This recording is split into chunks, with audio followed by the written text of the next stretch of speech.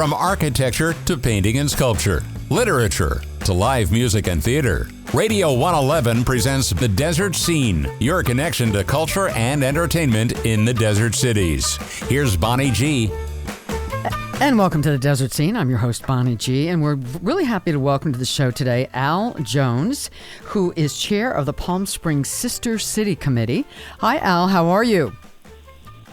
Fine, thank you, Bonnie. I appreciate the opportunity to share this exciting news with the community. Yes, so Palm Springs is welcoming its first new sister city. Let me see if I can get this right. San Miguel de Allende. Is that correct? Am I pronouncing that correctly? Allende. Allende. San Miguel de Allende. De Allende. Okay. So tell us about, first of all, explain to everybody what is a sister city?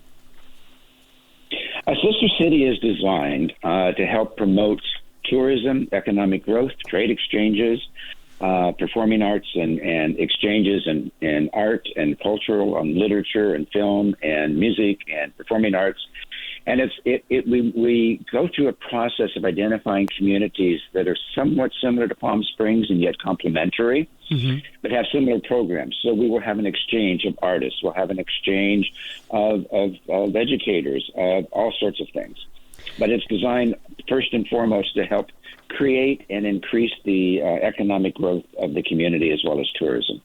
Excellent. Now, who is so obviously there's a committee. So how do you narrow down? How do you decide who would be the perfect sister city? And then do you send a proposition to them and they say yes we will or no we won't? Or how does that process work? As a matter of fact, yes, indeed. Jeffrey Bernstein had this idea back in 2019. And then city council said, hey, move forward. So Jeffrey then came to me and said, hey, would you co-chair a committee, an exploratory committee of Sister City?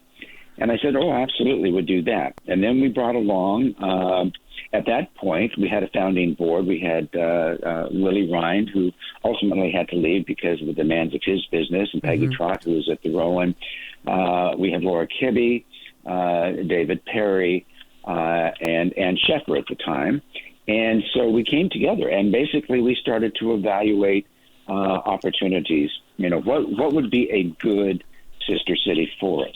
And we considered a number of possibilities, quite frankly. I mean, this went on for about a year and a half to narrow this down and then to have communications. But we considered other cities from Provincetown to Asheville, North Carolina, to Victoria, which I'll come back to in a minute, Aix-en-Provence in France. So we really did some exploration, but we landed on San Miguel de Allende for several reasons. They were very similar to Palm Springs. They had similar types of offerings. The population was roughly the same, and a number of Palm Springs residents have homes in San Miguel de Allende, which will help us with on-the-ground kind of relationships and developing them. Sure. And I'm reading at this. So population of about 140,000, known for its baroque Spanish architecture, thriving art scene, and cultural festivals. So then do you send sort of a proposal letter to them and say, hey, we'd like you to be our sister city? Yes, we did, actually. I drafted a letter that Lisa Middleton, mayor of Palm Springs, sent to the mayor of San Miguel de Allende on August the 2nd. And said we wanted to invite you to enter into a sister city relationship with Palm Springs on behalf of the citizens of our respective cities. And we explained why we thought it would be a good idea in that letter. You know, the agreement, we wanted to achieve growth in terms of businesses and organizations and economic and other types of cultural exchanges. And then they considered it, wrote back and said, we'd be delighted to partner with you in the Sister City program. And so that's been, they did that in around October. And so we've been planning for this week that's upcoming, and it's going to come next week is when we're doing the actual signing of the partnership agreement. You do mention about 140,000 people. The actual town of San Miguel is closer to about 60, which would compare with Palm Springs around 49,000. But then they have outside that whole area, just like our geographic area grows during season. Right. So you've got the basin and you've got the others. You know, there's two airports that serve, and each one is about an hour from San Miguel. You can get there from Palm Springs International Airport. As you know, I used to be the chair of the commission for the airport. But you can get to San Miguel, to the two airports, with only one change of planes. if necessary, on United and others. So it's easy to get to. The demographics are similar, and the programs are similar.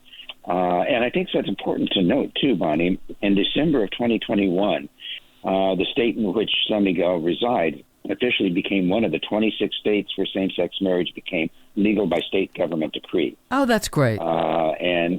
And so we're looking at the diversity as well in a variety of areas. So they're famous for being super friendly and religious and curious and accepting of everybody. So it just was a perfect match. So the Sister City Agreement, does this last for a year, 5 years, 10 years, or indefinitely, or is there a time frame? No, there's not a time frame. Okay. It does last indefinitely until one or the other pulls out. As a complete aside, we used to have, Palm Springs used to have a sister city relationship back in the late 1960s and 1970s with Victoria, Canada. You may be familiar with Victoria Park in Palm Springs. It was renamed Victoria Park in honor of that relationship.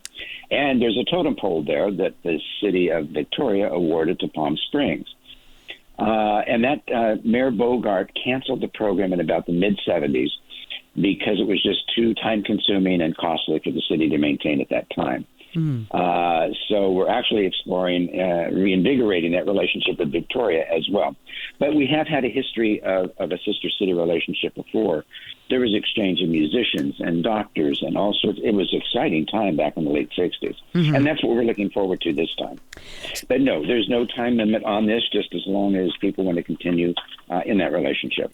So the delegation arrives Monday, February 6th, several days of face-to-face meetings. On Tuesday the 7th, breakfast at Wilma and Frida, tour of Palm Springs landmarks, a presentation and a lunch at Palm Springs Convention Center, late dinner. On 10 a.m. Wednesday, February 8th, the mayor and members of the city council will host an official signing ceremony. So is all of that open to the public? The items that would be open to the public, because the breakfasts would not be.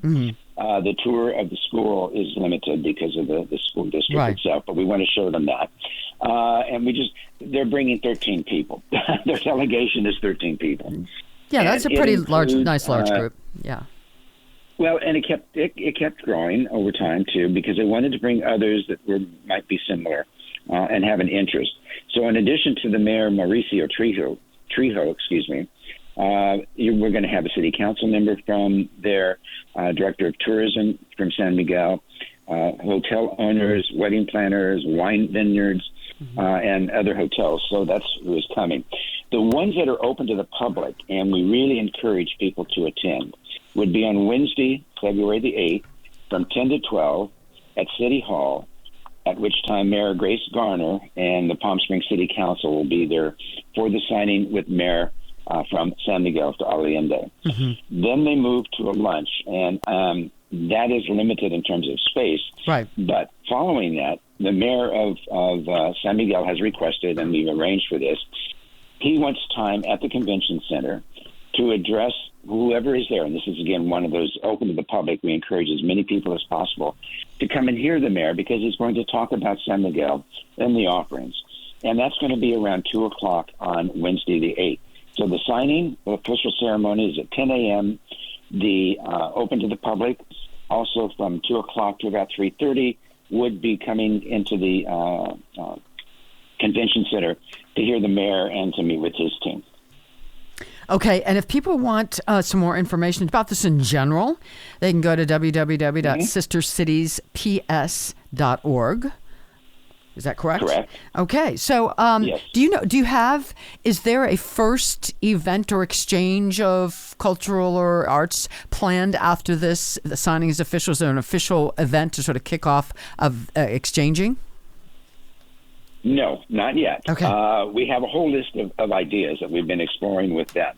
The next step, quite frankly, and this is going to be likely in March, their mayor and delegation is coming to Palm Springs for the official signing.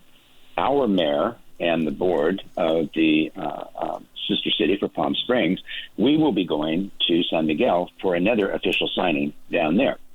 So we're going to basically replicate what occurs here in San Miguel so that Palm Springs has a chance to present itself to the citizens of San Miguel. And that we're looking probably at a time frame in March. But you're absolutely right. Then we're going to be exploring precisely what types of programs we want to be involved in.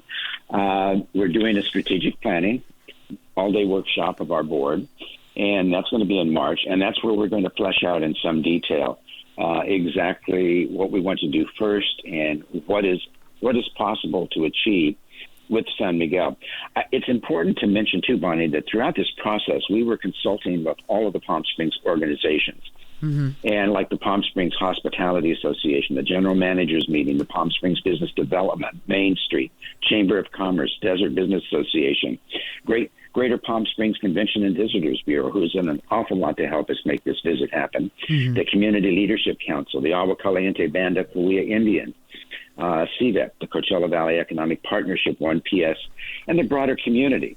So you can see we have actually, in our consultation, and invited them to our board meetings, which they've been attending, mm-hmm. because they're the ones we're going to try to connect with their counterparts in San Miguel to develop some programs. Right. I just have to mention real quick, Al Jones, I don't know if all of these are current, but current or past obligations that you've had. CV Rep Board of Directors, Desert AIDS Project, Cal State University Palm Desert Campus, the Virginia Wearing Piano Competition Board of Directors, Wall of Honor for PS Pride, President Board of Directors, Palm Springs International Airport Commission. You're a busy guy. My goodness. I do tend to get busy. I enjoy it. I was raised to give back to the community. I'm one of those. You don't take, but you give back, and that's giving your time and for the improvement of the citizens itself. Well, this is so exciting. Al Jones, again, chair of the Palm Springs Sister City Committee. So this big signing will be Wednesday, February 8th. So we're going to be Sister City with San Miguel de Allende. And that's exciting. So congratulations. What a wonderful thing for Palm Springs. Well, thank you. It's going to be terrific for Palm Springs. It really will. And for San Miguel as well. Yeah. All right. Thank you, Al Jones. Thank you so much. Have a wonderful day. And we will talk to the rest of you next time on The Desert Scene.